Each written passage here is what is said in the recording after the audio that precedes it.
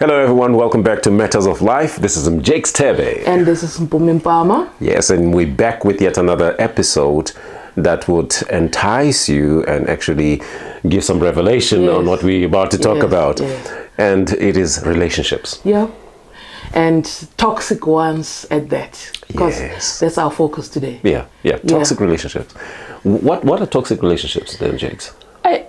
For me, a toxic relationship is a relationship where there's no way forward, there's no resolution in problems. Okay. A relationship with reoccurring challenges that cannot be fixed. Okay. Because such situations end up can sometimes lead to death, can lead to abuse. So for me, that's how I define a relation that's toxic. It's that has no resolution. And it benefits one side of the story. Yeah. It benefits one side of the relationship. Yeah. It's a problem though. Especially in the society that we live in right now. It's a problem. Serious one. Because sometimes the partner would not say anything about it. They would not speak. Yeah. And they will stay in that toxic relationship, which now translates to an abusive relationship. Yeah. One party being abused, or sometimes it gets so abusive that both parties get violent. True. And the violence affects the kids. It affects the whole planning or whatever thing they're trying to build on. Yeah. And it becomes a problem now and in the future as well. Yeah. And sometimes the families get involved as well, right? So sometimes they can be the cause. Okay. Or it can be what leads to the relationships not being resolved, because if there are external factors, sometimes you find that the other party feels like I'm not happy with your sister's interfering with our life or your mother interfering with our life, and the other one doesn't see it as a problem, right? And it grows to a point where now it gets abusive verbally. And sometimes even physically, it can get even there. So you're saying, Jakes, that the interference of families sometimes can lead to a toxic relationship? So I think our inability to handle external factors. Right. Like sometimes can be the husband who can't handle like their family's involvement in their marriage or failure to do so. Or sometimes it's the woman who will forever rely on their family opinion, where I can come in and say, I want to change our car. Yeah. Right. Yeah. And then the partner can say, no, why do you, up until maybe your wife's father says, why don't you change the car? Yeah. And the wife comes like, I think you were right. We need to change the car. So it's not actually their opinion. Yeah, it's not only their opinion. It's like seeking approval from external, and it can get to a point where people now get into a physical state where it's like, okay, I'm not being listened to. I'm not being heard, and yeah. So in other words, then, when it comes to families, what can families do then, or what can the relationship, the partners, what can they do to try to avoid that, so that those external opinions don't affect what they're trying to build, or don't affect their relationship? And also, if there's one person or one party that listens a lot to their family members, like the family members are now micromanaging the relationships in a way, and this one is listening too much to the family and imposes now the family's views to the other party. What can that person do to avoid that? Okay, you see, there can be two things that contradict each other, right? One, when you go to the Bible, it talks about living and cleaving. Right. Leaving your countrymen, whatever, and cleaving to your partner. Yes. Right. Yes. But also, marrying someone, you are also marrying their surrounding, their background, where they come from. Yeah. You are marrying their problems. Right. And sometimes your partner cannot say, no, let them suffer. And let's live in abundance. Yes. But we need to find a balance to say, Okay. I think it's finding a way of talking about the crucial stuff when we're happy. Right. Because when things are not good, then it's difficult to say, you know what, I need to take care of my family.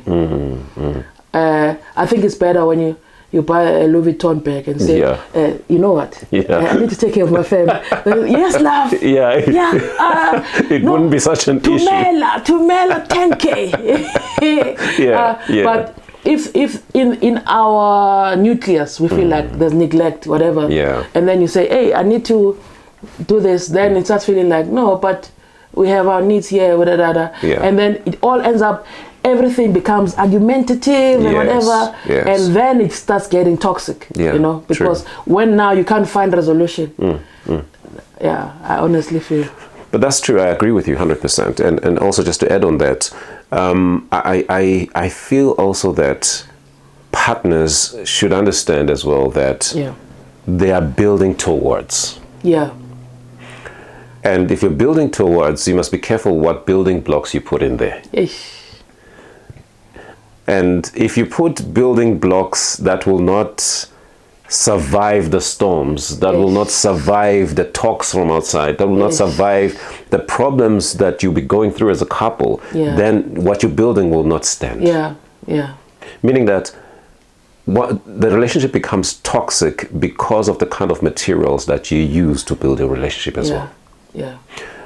If you, as a couple, you normalize speaking harshly to each other, you normalize a beating here and there, you normalize, you know, strong feelings that are negative to be expressed to each other, you normalize things that are not supposed to be normal, then you are using those materials to build whatever you're building.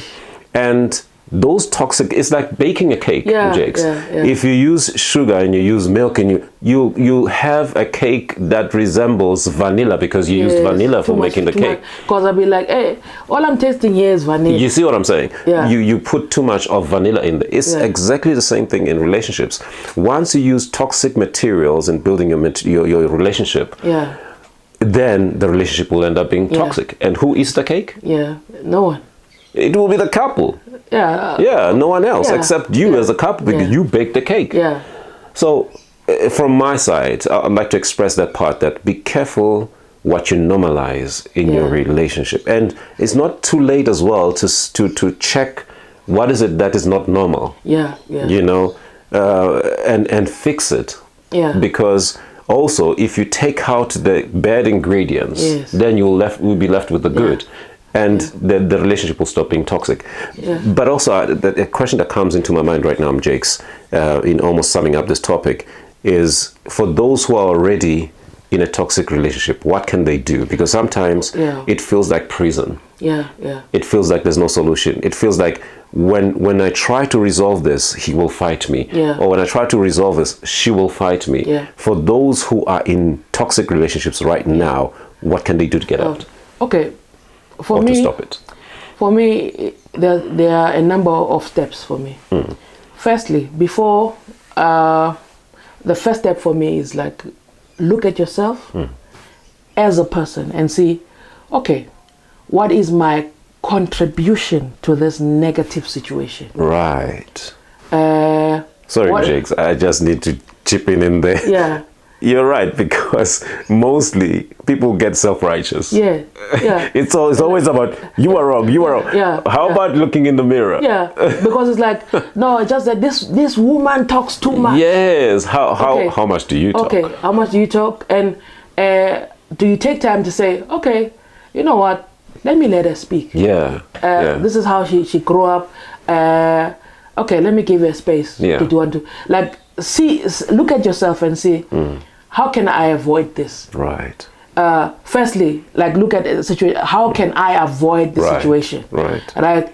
But it's not every time that you can avoid the situation, because some people come with baggage that you cannot fix. Right. Now, for me, I would say second step, if you have tried all in your power, you've looked at yourself, you've tried to check your contribution, and you can seek help, external help, and say, okay, Yes. how can we find counseling? Yeah.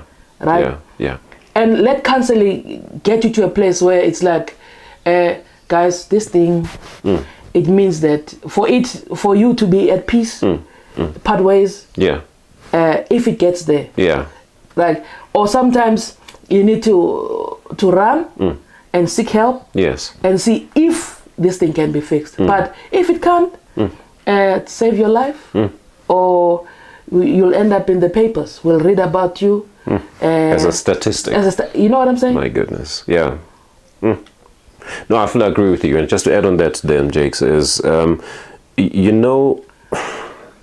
another step that one can take to try to remedy this toxic relationship situation is also stop being selfish. Don't think about yourself. Think if there's kids involved. Think about these kids. What are they growing up witnessing? Because normally with kids, what they witness with their parents sometimes is a norm for them. Yeah. Because remember, for kids, you as a parent, whether you're good or bad, you're a role model. Finish. You're a role model.